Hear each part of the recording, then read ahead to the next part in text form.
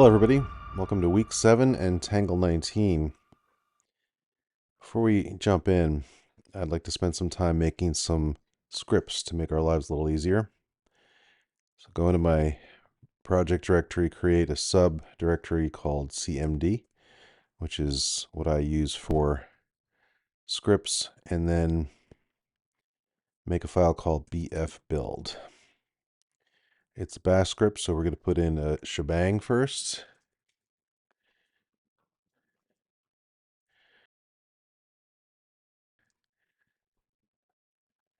Put a message. And then I'm going to push into my working directory so I can run this from other directories. So push D, and we're going to assume an environment variable of bf for the working directory. And first thing I'm going to do is maven clean things out. And then we're going to move into the web directory and do an npm run build, and then move back out. And then finish things off with a maven package, not a clean package, but a package, skip tests, and then we pop D out of the script itself. So let's give it a try. You'll notice that I spent a little time getting some better colors for iTerm and Emacs. So I'm going to go into my BF directory. So now I have to do a chmod a+x on the file, make it executable. Go into my bashrc file. You can see I've cleaned things up a little bit. We have an environment variable called work, and then an alias that goes into that directory. Same with cmd and bf. So now I'm going to put bf cmd in the path. That way I can just run these commands from anywhere. Source the file. And now from anywhere I should be able to do a bf build. Okay, let's try another command. bf dep, which is short for deploy. And it's going to be the same thing, but I'm going to say deploying.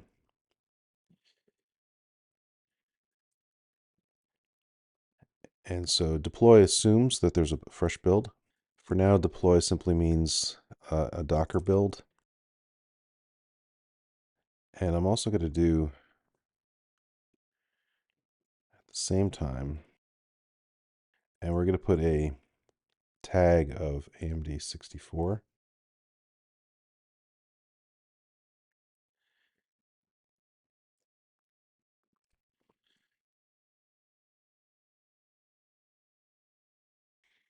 Okay, let's take a look at the Docker desktop. You can see these two are created.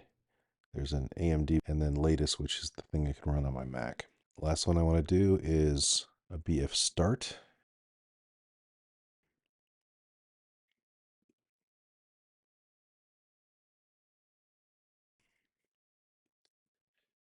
Let's see if it works. Beautiful.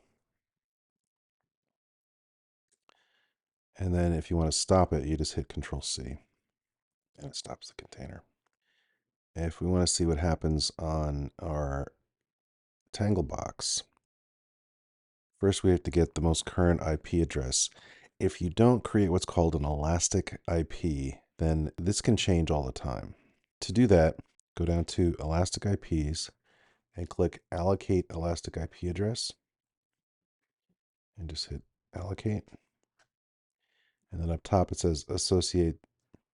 Click that and choose your instance. You can see that I have this IP address, which will not change. You want to be careful when you create elastic IP addresses. Make sure that they're attached to running instances, otherwise you'll get charged. Let's shell into Tanglebox. Actually, let's make things even easier. Doing SSH config.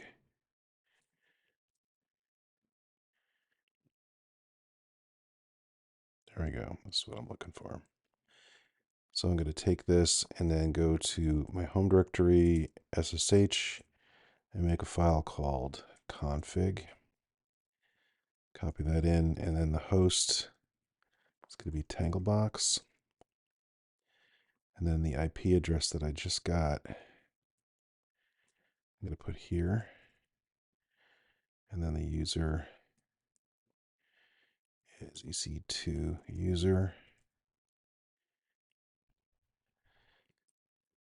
All right, so that should allow me to just do SSH Tanglebox. And boom, I'm in. So the only thing I need to change is put the label here, AMD64. And now I can try doing Docker compose up. See if it works.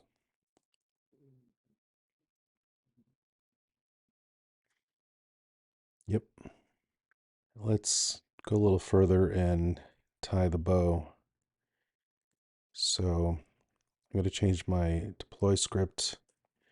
Start out by doing a build. And then at the end, I'm going to shell into Tanglebox and do a Docker pull.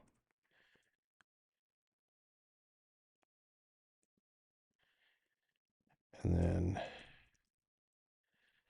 stop the current server. And then start a new one.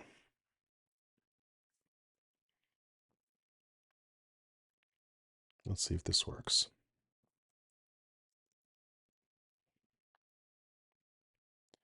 Oh, before I go, let's make sure that it's different. So instead of lifestyles, I'll put habits. Go. Huh. Wow, that's a blast from the past.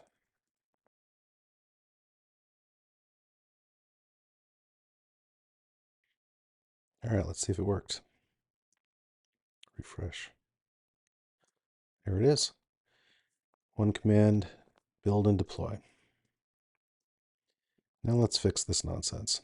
Last time I determined that the nav bar is actually here, but it's underneath this about section. So I'm just going to go right in and look and see what's going on. So we're going to go to the nav, and then it's the first word right here, fixed. Without going into a detour into cascading style sheets and positioning, which I actually would love to. It's a really good topic. I'm just going to try taking this away and see what happens. There. So remember we took all that Alpine stuff out? This is what's left without the interactivity. And it's okay because I don't want any of this stuff. Actually, I want it all to be like support. So let's just mimic what support looks like. So I can just take this and then I get to remove all this crap. There. Let's see what it looks like. It's better. So this smells like a template problem. So I'm pretty sure it's because we have a Tailwind configuration file that we're not using. So I'm going to just grab this and put it in the one we created before. It looks like this is more or less empty. So let's see if this changes anything. Totally does. Let's try to do a new logo.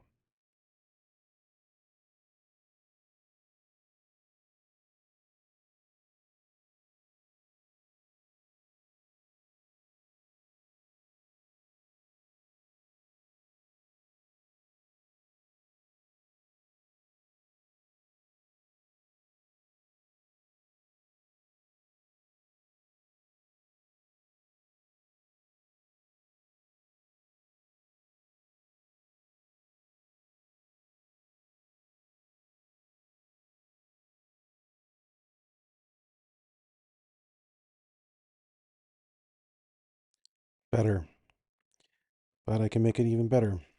So I'm going to speed through some Tailwind changes.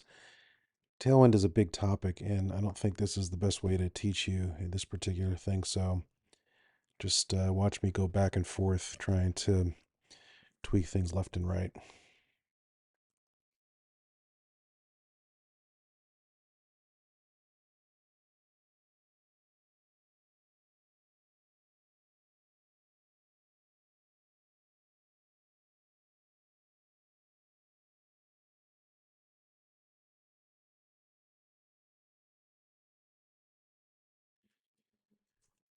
So you can see that the logo isn't working so well with the responsive design here.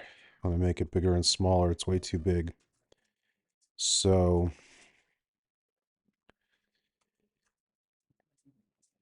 I can fix this with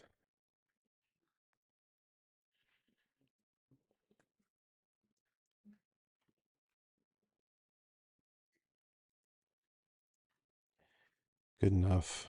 There's a little bit, there's too much space underneath the nav bar.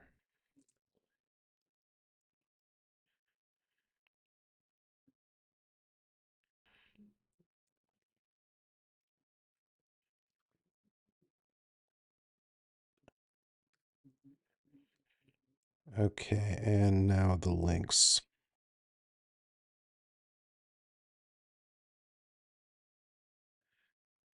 About episodes, sign up, log in, and this. Okay, I think that should work. Let's try it from Cucumber.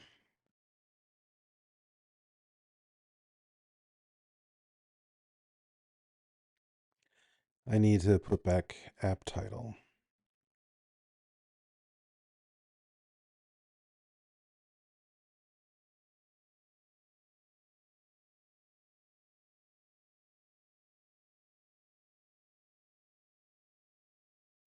This one is because I don't have an about header.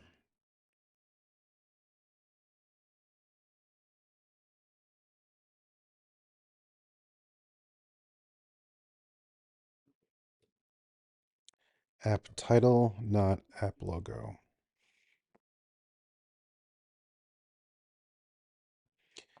All green. So with that, I'm going to remove the template. I don't want to put the template in there.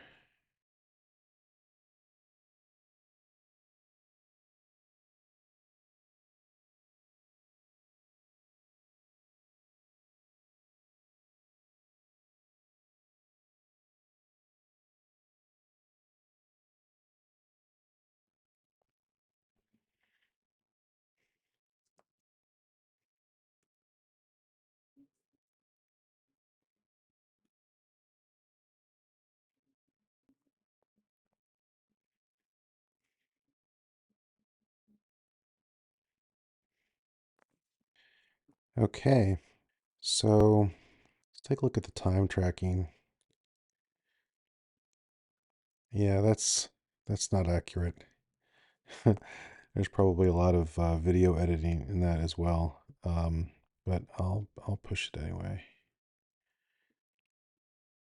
Let's just say it's 6 hours. Now we can close the task. Go up here and you do close active task. I already committed my changes, and then it can change. It can merge the branch automatically if you want to. And I'm going to move it to done. So let's see what happens.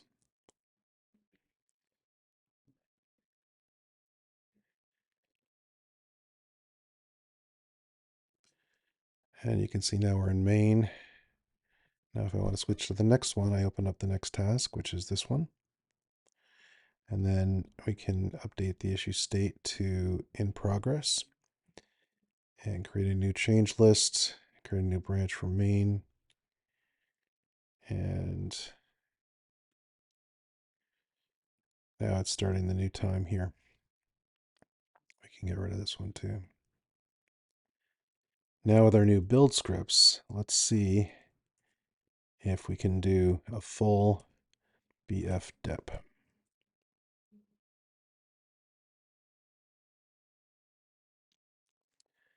So let's try it.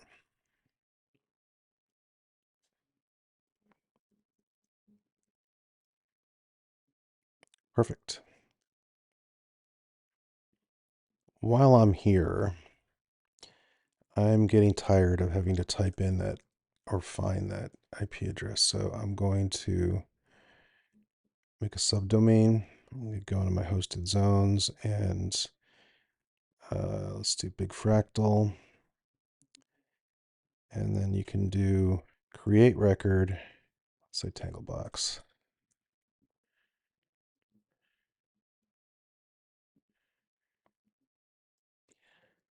Try it out.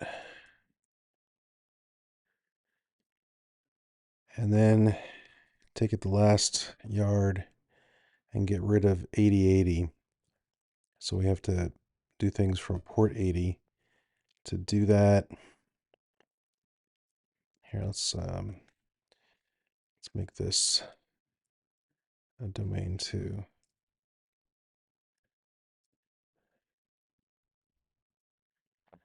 And then I can do Tangle box.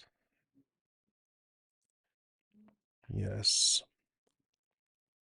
Okay, so I want to change my Docker compose file on the server and make the external port 80.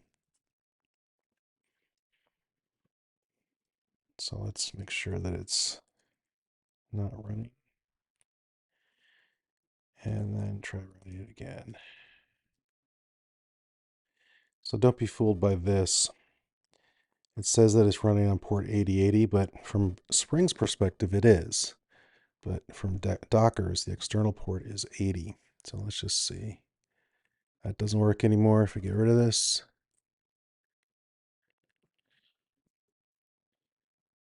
It's going to hang because I need to add an inbound rule. So go to my security groups.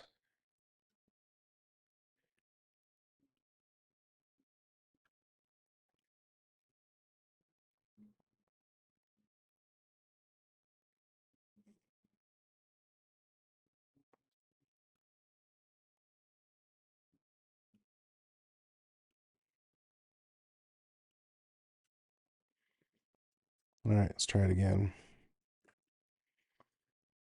There we go. So an actual real domain. One final build thing. I want to run all of these Cucumber tests from the build when we do command line build. So I need to add a couple of things in my POM file. JUnit platform suite. And the other one is Cucumber. And last, I need to create a suite class for Cucumber. So I'm just going to add it here. BF Cucumber. And annotate it with 3 things. And then we have to add the Surefire plugin. So it's this here.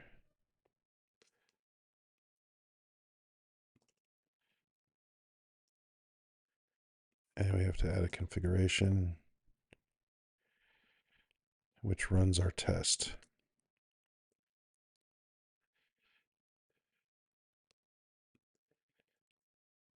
Okay, let's try the suite. Just going to go here and click run. And this is expected because we haven't done interview yet. Now let's try it at the command line.